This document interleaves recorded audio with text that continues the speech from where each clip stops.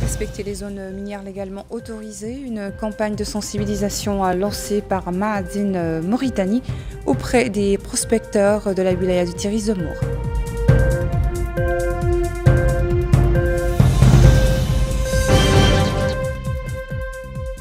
Le Wali de l'Adrar visite plusieurs villages et communes d'Aoujeft pour évaluer les conditions de vie des habitants, mais aussi faire le point sur la mise en œuvre du programme d'urgence d'accès aux services de base.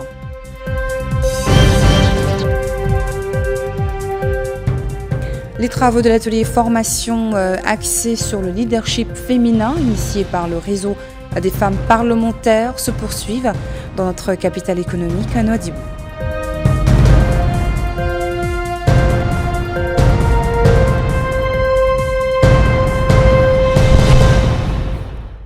Bonsoir et bienvenue. Je vous le disais en titre, Ma'adine Mauritanie a lancé une campagne de sensibilisation sur l'importance pour les travailleurs miniers artisanaux de la wilaya du Tiris Zemour de respecter les zones minières légalement autorisées.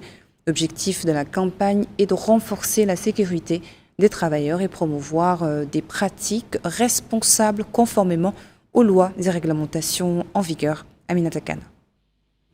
À Tiris Zemour, les autorités ont procédé au lancement de la campagne de sensibilisation au profit des prospecteurs de la wilaya dans la zone de Sfeririat, relevant de la Muqata'a de Fderik.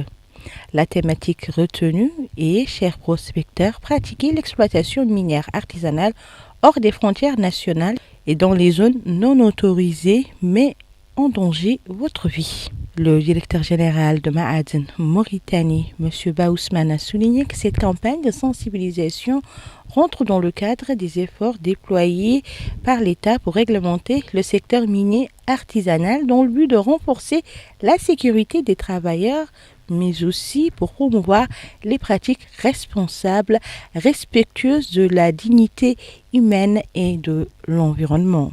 Affirmant que la campagne est en parfaite adéquation par sa forme, son contenu et son approche avec les politiques publiques mises en œuvre par son département conformément aux directives du président de la République.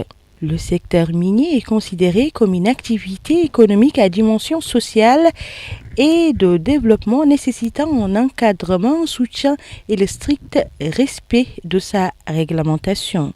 Dans ce cadre, le directeur de Ma'adine Mauritanie a souligné la nécessité de mener à bien les activités minières sur l'ensemble du territoire national, mais aussi de les limiter aux zones désignées par Ma'adine Mauritanie afin de protéger les vies humaines, de préserver les biens et d'assurer l'exploitation durable des ressources.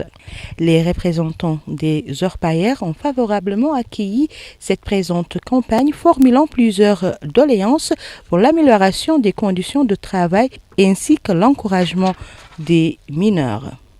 En marge du lancement de la campagne, des kits d'équipement de protection individuelle ont été fournis par la société Ma'adine Mauritanie. Ensuite, le Wali et la délégation qui l'accompagne ont visité des unités de traitement d'or où ils ont constaté la mise en œuvre de mesures de sécurité et de protection de l'environnement. Le Wali de l'Adrar s'est rendu dans plusieurs villages et communes de la Muqata'a d'Aoujeft. Cette visite a pour but de s'informer des conditions de vie des habitants. Mais Moudalou nous en dit plus. Cette visite de terrain a permis au Wali de se rendre dans plusieurs localités de la commune d'Aoujeft. Lors des rencontres, les échanges ont mis en lumière les principales difficultés auxquelles les populations font face au quotidien, notamment le désenclavement, le manque d'eau et la nécessité d'un appui renforcé aux coopératives féminines. Dans son allocution à Tergent, le Wali a d'emblée indiqué que cette tournée vise à trouver des solutions durables aux problèmes des habitants. Il a instruit l'ensemble des représentants des départements ministériels présents à travailler sans délai afin de soulager les populations dans les plus brefs délais. De son côté, le maire de la commune de Tergent a, au nom des habitants, souhaité la bienvenue au Wali et à sa délégation, tout en insistant sur l'urgence de connecter la zone au réseau routier national pour mettre fin à l'enclavement. Les habitants ont pour leur part souligné la nécessité de résoudre rapidement certains problèmes afin d'améliorer leur quotidien. Le Wali a par ailleurs tenu plusieurs réunions au cours desquelles il a rappelé l'importance de la proximité entre l'administration et les citoyens. Les travaux de l'atelier sur le leadership féminin organisé par le réseau des femmes parlementaires se sont distingués par la participation de nombreuses femmes élues et de militantes de la société civile. Ces ateliers ont permis également d'échanger des expériences et des points de vue sur la thématique. Aminata Khan. Au deuxième jour de cet atelier organisé par les femmes parlementaires sur le concept de la communication politique et du travail par mandat, mais qui vise aussi à l'implication des organisations de la société civile et de la présentation des conventions internationales relatives à l'autonomisation des femmes. Les exposés étaient détaillés.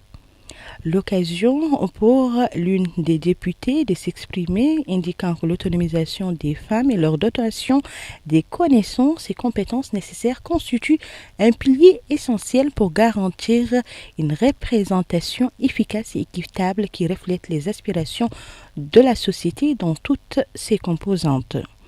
D'autres ont encore salué l'organisation de cette rencontre, louant son rôle dans le renforcement des expériences des femmes élues et leur autonomisation dans leur domaine d'activité.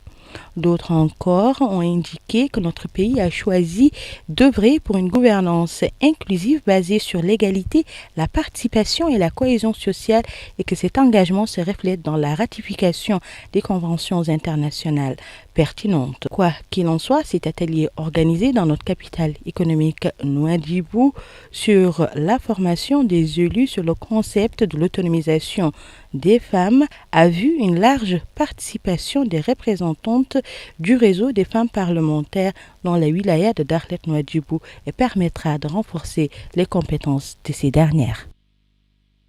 Les agriculteurs de la wilaya du Guidimara se préparent à récolter leurs légumes d'hiver, anticipant une production agricole accrue cette saison. Les premières quantités de cette récolte sont actuellement mises en vente au marché de Selibabi. Image avec Maïmouna Lo.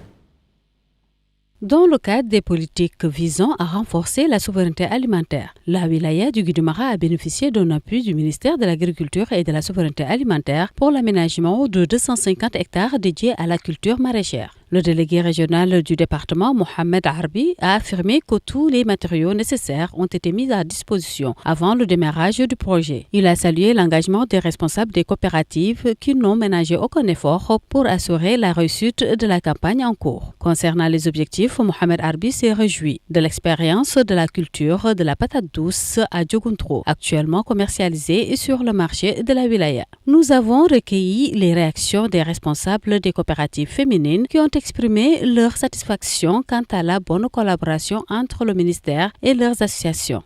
Elles ont insisté sur l'importance de la fixation des prix afin d'éviter toute spéculation. D'après plusieurs constats, le marché de Selibabi présente désormais une variété de légumes, une évolution jugée salutaire et qui mérite d'être encouragée, selon les intervenants. Au Trarza, la commune de Mbalal a bénéficié de la mise en service de plusieurs infrastructures dans le cadre de la première phase du programme d'urgence. Ces interventions concernent les secteurs de l'eau, de la santé et de l'éducation.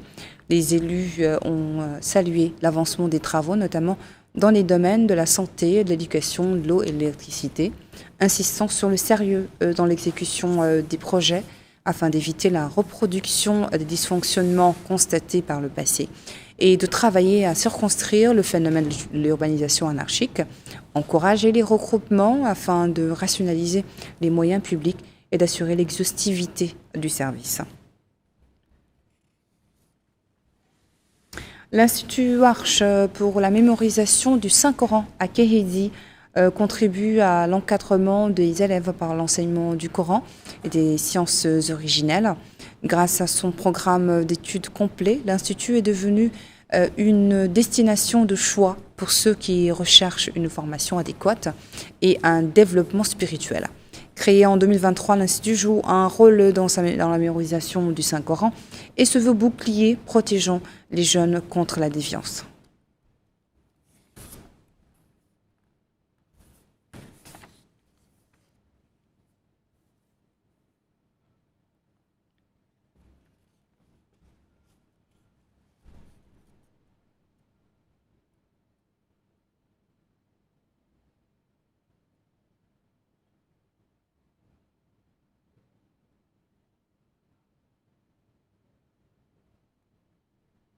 Et nous arrivons à la fin de notre journal. Je vous invite à suivre avec moi le rappel des principaux titres. Respecter les zones minières légalement autorisées, une campagne de sensibilisation lancée par Ma'aden Mauritanie auprès des prospecteurs de la wilaya de Tiris Zemour.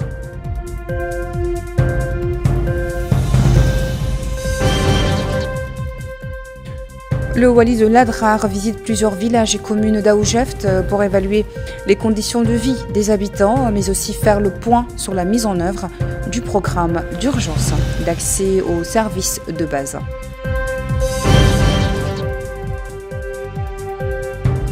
Les travaux de l'atelier de formation axé sur le leadership féminin, initié par le réseau des femmes parlementaires, se poursuivent dans notre capitale économique Nouadhibou.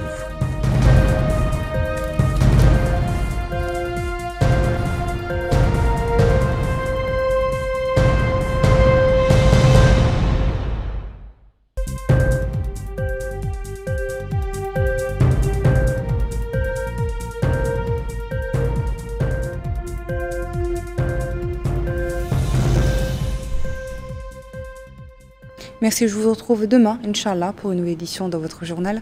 Bonne soirée.